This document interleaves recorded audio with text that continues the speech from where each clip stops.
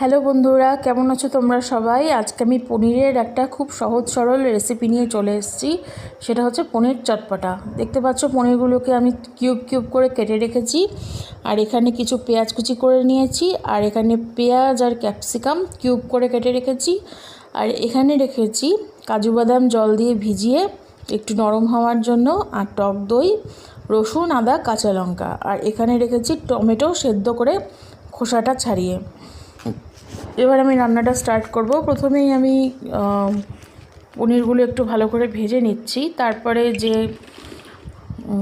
Cube করা capsicum আর পেঁয়াজ ছিল সেগুলোকে ভেজে নিচ্ছি। এখানে পেঁয়াজ কুচিটা আমি দিয়ে দিলাম এটা গ্রেভি করার জন্য, আর এইদিকে আমি পেঁয়াজ ক্যাপসিকাম আর পনিরটা ভেজে আলাদা করে রেখে দিয়েছি। আর এখানে আমি কাজু বাদাম আর টক দইয়ের একটা পেস্ট বানিয়ে নিয়েছি অল্প করে। পেঁয়াজটা ভাজা হয়ে গেলে আমি আদা রসুন কাঁচা লঙ্কা বাটাটা দিয়ে দিলাম। এবার এটাকে আমি ভালো করে কষবো। এখানে দিয়ে দিলাম আমি স্বাদ মতো নুন, আর আমি এখানে দিয়ে দিচ্ছি হলুদ গুঁড়ো সামান্য, আর ধনে গুঁড়ো, আর দিয়ে দিচ্ছি লঙ্কা গুঁড়ো।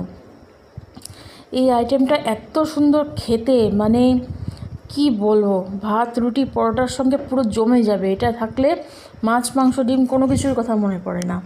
এখন আমি দিয়ে দিচ্ছি কাজু আর দইয়ের পেস্টটা, আর সেটা দিয়ে কষিয়ে নিয়ে এখন আমি স্বাদের ব্যালেন্স করার জন্য সামান্য চিনি দিয়ে দিচ্ছি। এবার আমি ভেজে রাখা পনির ক্যাপসিকাম আর পেঁয়াজ দিয়ে দিলাম। এবার আমি ভালো করে এটাকে মিক্স করব।